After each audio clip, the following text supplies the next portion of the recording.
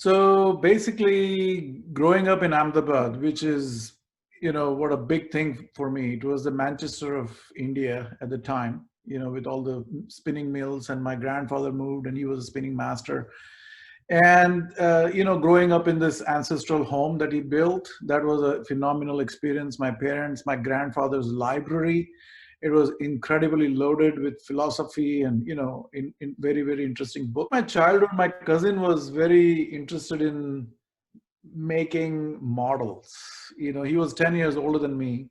And he would ask me to make models from like airplane gliders, because we didn't grow up with toys like what we have today, like Toys R Us and all that. It was a third world country. So we had to make our own models to play with.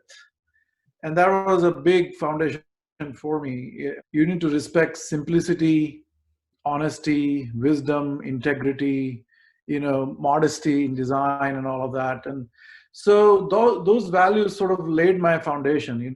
When you look at the facade, it tells you a story of the forces. So that's the honesty of expression that I learned in Ahmedabad with Rajay. So I look at project very objectively rather than subjectively. All right. I let the sun dictate where it wants the architecture to thicken and expand and project out to kind of keep away from the sun. You look at the flora and the fauna in the desert and you learn from there, So it's an iterative process. You go through a lot of iterations before you actually settle down onto something. Of course, there are consultants for everything, right? I mean, you collaborate, you listen, you give your ear to them, passionately, and then listen to them. And then there is always a learning from all of those guys out there. Mostly, I learn a lot from my subs. The world is, I think, expanding and shrinking at the same time. Okay, that's what's going to happen with the COVID effect. It's like the office buildings are going to shrink, but then the office has expanded multifold by suburbia becoming the offices, right? So I'm working in my own office at home, right?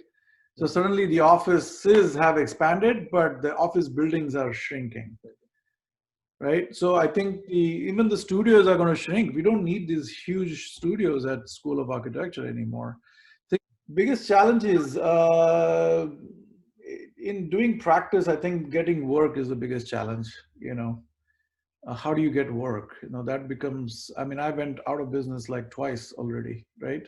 Yeah. Because I hold on to my values. Mm-hmm. It's very hard to practice with the values, but at the end of the day, I feel good that I actually do hold on to the values and not destroy this planet any more than it's already been done.